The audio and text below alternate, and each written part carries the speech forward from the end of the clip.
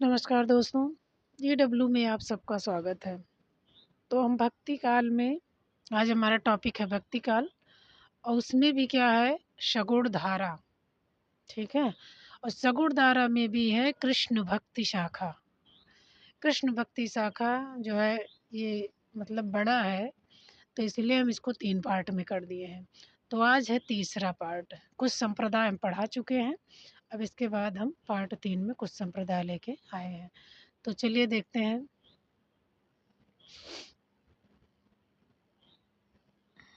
आज हम यहाँ तक पढ़ा दिए थे और कवि गढ़िया नंददास जड़िया किसने कहा है, इसको कहा है शुक्ल जी ने। यहाँ तक हम पढ़ा दिए थे। अब इसके बाद हम आ गए हैं सखी संप्रदाय में। किस में आ गए? सखी संप्रदाय।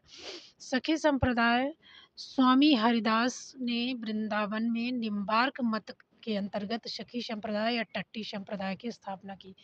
यानी सखी संप्रदाय का दूसरा नाम टट्टी संप्रदाय। अब टट्टी क्या है कि जो लोग टटिया बनाकर रहते थे उन्हीं को ही क्या कहा गया है, टट्टी संप्रदाय। तो जो है स्वामी हरिदास ने वृंदावन में निम्बार्क मत के अंतर्गत, ये भी पूछा जाता है कि टट्टी संप्रदाय किस मत के अंतर्गत है, तो निम्बार्क मत के अंतर्गत है, मतलब इससे संबंध है इसका। ठीक।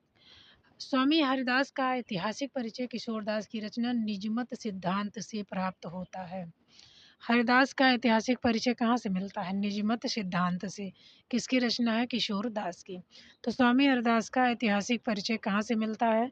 तो निजमत सिद्धांत से प्राप्त होता है। और निजमत सिद्धांत रचना किसकी है? किशोरदास की। अकबर के दरबारी कवि गायक तानसेन स्वामी हरिदास के शिष्य थे।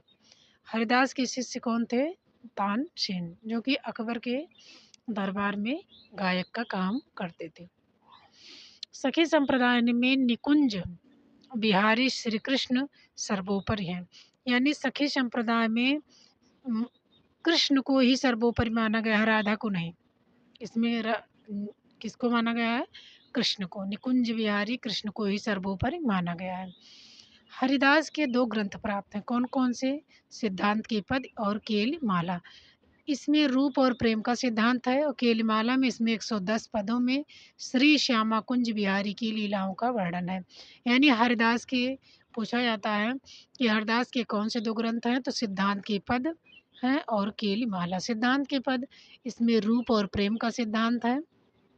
केलिमाला में 110 पदों में श्री श्यामा कुंज बिहारी की लीलाओं का वर्णन है। अब हम और प्रमुख कवि देख लेते हैं। प्रमुख कवि हैं जगन्नाथ गोस्वामी, हरिदास के भाई थे। जगन्नाथ गोस्वामी कौन थे? स्वामी हरिदास के भाई थे। इनकी रचना अनन्य सेवा निधि प्राप्त है। अनन्य सेवा निधि प्राप्त है। किसकी रचना है? गोस्वामी जगन्नाथ की। बिहारिन दास सखी संप्रदाय के सर्वश्रेष्ठ कवि थे। बिहारिन दास को किस संप्रदाय के हैं? सखी संप्रदाय के हैं। इनका मूल नाम हरि नाम है, यानी आधा नाम है। ये बिहारिन कहे जाने लगे और पहले इनका नाम था हरिदास। बिहारिन दास को सखी संप्रदाय में गुरुदेव नाम से पुकारा जाता है। ये जगन्नाथ के पौत्र और बीठल विपुल के शिष्य हैं। बिहारिन दास को सखी संप्रदाय में क्या कहा जाता है? गुरुदेव। बिहारिन दास को सखी संप्रदाय में किस नाम से पुकारा जाता है? गुरुदेव। और ये जगन्नाथ के पौत्र, यानी ये जगन्नाथ के नाती और बीठल विपुल के शिष्य थे। इनकी रचना बिहारिन दास जी की वाणी है के नाम से प्रसिद्ध है, जिसमें इन्होंने नित्य विहार को सर्वोपरि माना है। यानी बिहारिन दास की रचना क्या है? बिहारिन दास जी की वाणी। ठीक। और इनमें जिसमें इन्होंने नित्य विहार को सर्वोपरि माना है। यानी बीठल विपुल को नाभादास ने रस सागर की उपाधि दी है। ये क्वेश्चन बनता है कि बीठल विपुल को नाभादास ने किसकी उपाधि दी है, यानी कि रस सागर की उपाधि बीठल विपुल को किसने दी? तो नाभादास ने की। बीठल विपुल को कुल कितने पद मिले हैं? तो 40 पद। बीठल विपुल के कुल कितने पद मिले हैं? तो कुल 40 पद प्राप्त हुए हैं। नागरी दास बिहारिन दास के शिष्य थे। इनकी लिखी 20 साखियाँ हैं, 42 चौबोले हैं, 39 कवित्त सवैयाँ हैं और 70 पद प्राप्त हैं। तो नागरीदास बिहारिन दास के शिष्य थे और इनकी लिखी 20 साखियाँ हैं, 42 चौबोले और 39 कवित्त सवैयाँ हैं, 70 पद प्राप्त हैं। सरसदास नागरीदास के छोटे भाई थे। इनकी कुल रचना 66 छंदों की है, जो अष्टाचार्यों की वाणी में सम्मिलित है। अब हम आ गए गौड़ीय संप्रदाय। गौड़ीय संप्रदाय के प्रवर्तक कौन है? कृष्ण चैतन्य महाप्रभु। इंपॉर्टेंट है, पूछा जाता है कि गौड़ीय संप्रदाय के प्रवर्तक कौन है, तो कौन है? कृष्ण चैतन्य महाप्रभु हैं। चैतन्य महाप्रभु का मूल नाम क्या था? विश्वंभर मिश्र। कभी कभी मूल नाम भी पूछ लिया जाता है, तो हमें जानते रहना चाहिए। तो चैतन्य महाप्रभु का मूल नाम क्या है? विश्वंभर नाथ मिश्र है। घर में इन्हें निमाई और गौर या गौरांग नाम से भी जानते। इनका और उपनाम है क्या? निमाई, गौर, गौरांग। चैतन्य मत का दार्शनिक मत क्या है? अचिंत भेदा भेदवाद। पूछा जाता है कि चैतन्य दार्शनिक मत क्या है, तो अचिंत भेदा भेदवाद है। अब प्रमुख कवि कौन कौन से हैं देखिए, और अन्य कवि हैं जो राम राय प्रारंभ में वल्लभ मतानुयायी विट्ठल नाथ के शिष्य थे। राम राय किसके शिष्य हैं? विट्ठल नाथ। यानी राम राय के गुरु कौन है? विट्ठल नाथ। किंतु बाद में जगन्नाथपुरी में ये श्री नित्यानंद से दीक्षा ग्रहण की। जगन्नाथपुरी में इन्होंने श्री नित्यानंद से क्या की? दीक्षा ग्रहण की। राम राय संस्कृत तथा ब्रज भाषा दोनों के पंडित थे। यानी राम राय को दो भाषाएं जो है, दो भाषाओं की जानकारी थी। कौन? संस्कृत और ब्रज भाषा। राम राय ने संस्कृत में ब्रह्मसूत्र के कुछ अंश पर गौर विनोदनी तथा वृत्ति की रचना की, तथा गीता पर गौर भाष्य, स्तोपंचकम और गोविंद तत्वदीपिका का प्रणयन किया। तो राम राय के संस्कृत ब्रह्मसूत्र के कुछ अंश है गौर विनोदनी में, और गीता पर उन्हें गौर भाष्य लिखा, स्तोपंचकम और गोविंद तत्व दीपिका का प्रणयन किया। ब्रज भाषा में इनकी आदिवाणी और गीत गोविंद भाषा दो रचनाएं प्राप्त हैं। अब पूछा जाता है कि आदिवाणी और गीत गोविंद भाषा किसकी रचना है, तो राम राय की। किसकी रचना है? राम राय की। आदिवाणी और गीत गोविंद किसकी रचना है? राम राय की। मदन मोहन सूरदास अकबर के दीवान थे और संडीला में नियुक्त थे। मदन मोहन, पूछा जाता है कि अकबर के दीवान कौन थे, तो मदन मोहन सूरदास। बाबा कृष्णदास ने इनके 105 पदों को सुहृद वाणी शीर्षक से संग्रह किया था। बाबा कृष्णदास ने 105 पदों पर सुहृद वाणी शीर्षक से संग्रह किया था। मदन मोहन के सूरदास के 105 पदों को सुहृद वाणी से। गदाधर भट्ट ब्रज भाषा के सुप्रसिद्ध कवि और भागवत के अद्वितीय वक्ता थे। गदाधर भट्ट रघुनाथ भट्ट गोस्वामी के शिष्य थे। चंद्रगोपाल जो थे राम राय के छोटे भाई थे। इन्होंने संस्कृत और ब्रज भाषा दोनों में रचनाएं की। अब चंद्रगोपाल की कौन सी रचना है? एक तो चंद्र चौरासी इनके नाम पर ही है, दूसरी है गौरांग अष्टयाम, तीसरी है अष्टयाम सेवा सुधा, चौथी है ऋतु विहार। तो ब्रज भाषा में इनकी 4 रचनाएं। चंद्रगोपाल की कितनी है ब्रज भाषा में? चंद्र चौरासी, गौरांग अष्टयाम, अष्टयाम सेवा सुधा, ऋतु विहार। और संस्कृत में श्री राधा माधव भाष्य है, गायत्री भाष्य है, श्री राधा माधवाष्टक है। उसके बाद है चौथी है ऋतु विहार, राधा विराह। तो इनकी जो है चंद्रगोपाल राय की कितनी है? 5 तो ब्रज में है और 3 संस्कृत में है। चंद्र चौरासी हित हरिवंश जी की हित चौरासी की प्रेरणा से लिखी गई। चंद्र चौरासी हित हरिवंश की हित चौरासी की प्रेरणा से लिखी गई। गौरांग अष्टयाम में चैतन्य महाप्रभु की अष्ट सेवा का वर्णन मिलता है। मान लीजिए पूछा जाए कि गौरांग अष्टयाम में का वर्ण विषय क्या है, तो इसका वर्ण विषय जो है क्या है? चैतन्य महाप्रभु की अष्टयाम सेवा यानी 8 पहाड़ की सेवा के बारे में बताया गया है। माधवदास माधुरी वृंदावन वासी खत्री थे। इनकी प्रमुख रचनाएं निम्नलिखित है: केली माधुरी, वंशीवट माधुरी और वृंदावन माधुरी। केल माधुरी कब लिखी गई? 1630 में। वंशीवट माधुरी 1442 में। वृंदावन माधुरी यानी माधवदास माधुरी की जितनी रचनाएं हैं उनमें सब में क्या लगा है? माधुरी। माधवदास की 3 रचनाओं का एक साथ संकलन श्री माधुरी वाणी नाम में किया गया। भगवत मुदित के पुत्र आगरा के सूबेदार सुजा के दीवान थे। यानी भगवत मुदित माधव मुदित के पुत्र आगरा के सूबेदार सूजा के दीवान थे। उनकी एकमात्र रचना वृंदावन शत है, जो कि 1650 में लिखी गई।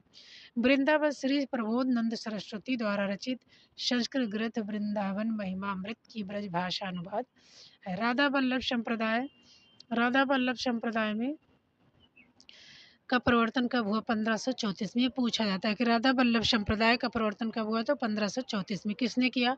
हित हरिवंश ने वृंदावन में किया। राधा वल्लभ संप्रदाय ने राधा का स्थान सर्वोपरि है।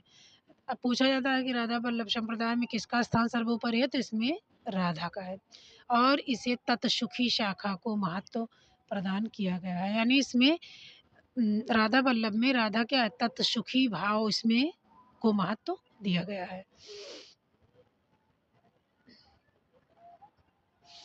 इसके बाद देखिए हित हरिवंश का देख लीजिए, संक्षिप्त परिचय है। हित हरिवंश का गुरु माता कौन थी? केशवदास, और पिता केशवदास मिश्र थे। माता कौन थी? तारावती थी। इनकी पत्नी का नाम, हित हरिवंश की पत्नी का नाम रुक्मणी देवी था। ब्रज भाषा क्या है? हित 84। इनकी ब्रज भाषा में ग्रंथ है हित हरिवंश का, हित 84 है। और संस्कृत मुनियों ने राधा सुधानिध और यमुनाष्टक, इनकी सभी रचनाएं इंपॉर्टेंट है। तो हित हरिवंश का संक्षिप्त जीवन वृत्त है। केशव दास मिश्र इनके पिता का नाम है, माता का नाम तारावती है, पत्नी रुक्मिणी देवी हैं, और इनका ग्रंथ है हित 84, और संस्कृत ग्रंथ है राधा सुधानिध और यमुनाष्टक। अब हित हरिवंश अपनी रचना की मधुरता के कारण, अब देखिए अगर ये पूछा जाए कि श्री कृष्ण की हित हरिवंश को श्री कृष्ण की बंसी का अवतार कहा जाता है। क्यों? क्योंकि इनकी रचना बहुत मधुर थी, इसलिए इन्हें श्री कृष्ण की बंसी का अवतार कहा जाता है। और प्रमुख कवि हैं, देख लीजिए। हरिराम व्यास ओरछा नरेश मधुकर शाह के राजगुरु हैं। हरिराम व्यास क्या हैं? ओरछा के राजा मधुकर शाह के क्या थे? राजगुरु थे। हरिराम व्यास को वैष्णव भक्तों में विशाख सखी का अवतार माना जाता है। देखिए मान लीजिए पूछा जाए कि किसे विशाख सखी का अवतार माना जाता है, तो हरिराम व्यास को वैष्णव भक्तों में विशाख सखी कहा जाता है। ठीक, उन्हें कहा जाता है कि विशाख सखी का अवतार। हरिराम व्यास की प्रमुख रचना कौन सी है? व्यासवाड़ी है, इसमें व्यास लगा है, देखिए इसमें भी है। रागमाला है, नवरत्न और स्वधर्म पद्धति है। तो हरिराम व्यास की 3 रचनाएं हैं, कौन कौन सी? व्यासवाड़ी, रागमाला, नवरत्न और स्वधर्म पद्धति। तो व्यासवाड़ी में 758 पद और 148 दोहे हैं। रागमाला में 604 दोहा, जो कि संगीत शास्त्र है। नवरत्नमाला और स्वधर्म पद्धति संस्कृत ग्रंथ है। चतुर्भुज अष्टछापी कवि चतुर्भुज दास से भिन्न है। इनकी प्रमुख रचनाएं कौन सी हैं? द्वादश यश हैं, मंगल सार यश हैं, हितजू का मंगल। हितजू का मंगल इम्पॉर्टेंट है, चतुर्भुज दास की रचना है। और ये चतुर्भुज अष्टछापी कब चतुर्भुज से ये भिन्न है। ये अष्टछाप की चतुर्भुज नहीं है, ये दूसरे हैं। ध्रुवदास ने स्वप्न में हित हरिवंश से जो है शिष्यत्व ग्रहण किया। यानी ध्रुवदास के गुरु कौन है? हित हरिवंश। इन्होंने स्वप्न में क्या कर लिया था? अपने मतलब इन्हें गुरु मान लिया था हित हरिवंश को। अब ध्रुवदास की रचनाएं इंपॉर्टेंट हैं। इनकी पुस्तक क्या है भाई? देखिए इनकी पुस्तक जीव दशा लीला है, वैदकमान लीला है, मन शिक्षा लीला, वृंदावन शतक है, ख्याल उल्लास है, भक्त नामावली, ये इम्पॉर्टेंट है। भक्त नामावली लीला ध्रुवदास की है। बृहदवान पुराण की भाषा है। सिद्धांत विचार लीला है। प्रीति चौवनी लीला, आनंद अष्टाक लीला, भजनाष्टक लीला, भजन कुंडलिया लीला, भजन सत लीला, भजन श्रृंगार शत लीला है। इसके अलावा है मन श्रृंगार लीला, हित श्रृंगार लीला, सभा मंडल, रस मुक्तावली, रस हीरावली, रस रत्नावली, प्रेमावली, प्रियजू नामावली लीला, रहस्य मंजरी, सुख मंजरी लीला, रत मंजरी लीला, नेह मंजरी, ये इम्पॉर्टेंट है, नेह मंजरी लीला, वन विहार लीला, रंग विहार लीला। उसके बाद है रस विहार लीला, रंग उल्लास लीला, रंग विनोद लीला, आनंद दशा विनोद, रहस्य लता, आनंद लता, अनुराग, प्रेम दशा, रसानंद, ब्रज लीला। हाँ ये इम्पॉर्टेंट है, ब्रज लीला, नित्य विलास, जुगल ध्यान लीला, मान लीला इम्पॉर्टेंट है, दान लीला। देखिए इसमें है मान लीला, दान लीला, ये दो हैं। जुगल ध्यान लीला देख लीजिएगा, ब्रज लीला। तो ब्रज लीला, मान लीला, दान लीला, 3 लीला इसमें देख लीजिए। उसके बाद है नेह मंजरी लीला, ठीक? और इसके बाद है सभा मंडल, हित श्रृंगार लीला, और इसके इसके अलावा है जो है भक्त नामावली लीला, सिद्धांत विचार लीला। यही जितनी लीला है यही इम्पोर्टेंट है, 2-4 बाकी। अब उसके बाद देखिए, नेही नागरीदास ने वृंदावन में हित हरिवंश के पुत्र गोस्वामी बनचंद्र से दीक्षा ली। नेही नागरीदास ने वृंदावन में हित हरिवंश के गुरु थे कौन? वनचंद्र से दीक्षा ग्रहण की। संप्रदाय निरपेक्ष कृष्ण भक्त कवि कौन है? मीराबाई ने श्री कृष्ण की उपासना प्रियतम या ये संप्रदाय से निरपेक्ष कृष्ण भक्त हैं, मतलब ये किसी संप्रदाय से नहीं जुड़ी हैं। तो उसमें कौन है? जैसे मीराबाई, देखिए मीराबाई का संक्षिप्त परिचय देख लीजिए। जन्म और मृत्यु, इनका जन्म कब हुआ? ईस्वी में है 1516 में जन्म हुआ, 1546 में मृत्यु हुई। इनका जन्म स्थान क्या है? कुड़की। पिता कुड़की राजस्थान में है। पिता रत्न सिंह है, पति भोजराज हैं, गुरु रैदास हैं, भक्ति इनकी माधुर्य है, और मृत्यु स्थान इनका रणछोड़ मंदिर गुजरात में है। मीराबाई की भाषा क्या थी? राजस्थानी मिश्रित ब्रज भाषा थी। मीराबाई की प्रमुख रचनाएं हैं, देखिए गीत गोविंद टीका, नरसिंह जी का मारा, राग सोरठ, राग गोविंद, मलार राग, सत्यभामानुरुषणु, मीरा की गरबी, रुक्मणी मंगल, इनकी प्रमुख रचनाएं हैं।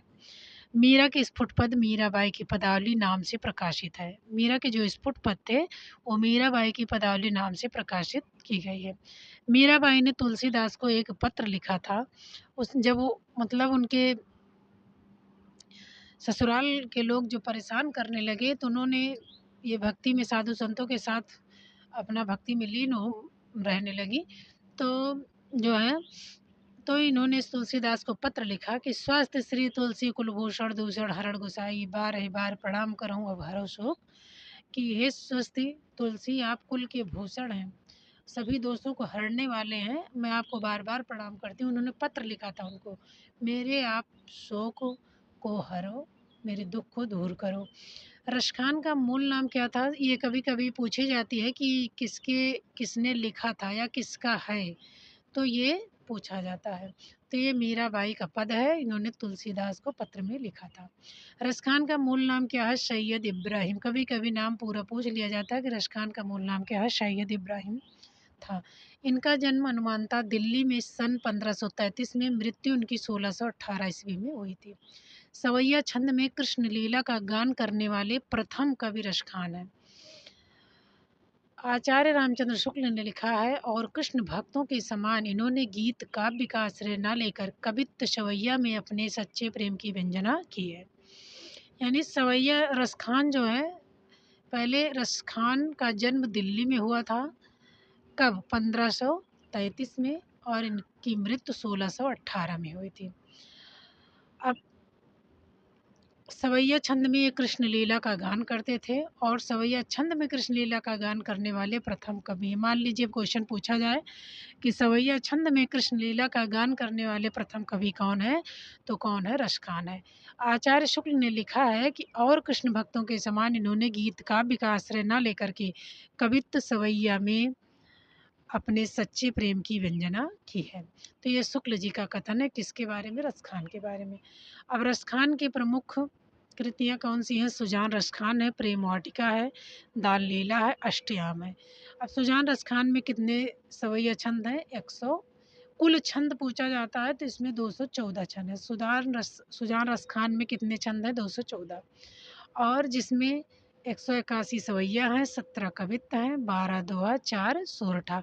लेकिन कुल समझ लीजिए तो कुल 214 छंद हैं। और प्रेम वाटिका कब लिखा गया? 1614 में। इसमें लघु काव्य कृति कितनी है? 53 दोहे। कितने हैं? 53। दान लीला 11 छंदों का खंड काव्य है, और अष्टयाम कृष्ण की दिनचर्या का, अष्टयाम में कृष्ण का, यानी दान लीला में केवल 11 छंद हैं, प्रेम वाटिका में 53 दोहों की लघु काव्य कृतियाँ हैं, दान लीला में 11 छंद हैं, सुजान रसखान में 214 छंद हैं। भारतेंद्र हरिश्चंद्र ने लिखा है कि ये पूछा जाता है कि किसने लिखा कि इन मुसलमान हरिजनन पर केतन हिंदू वार्य।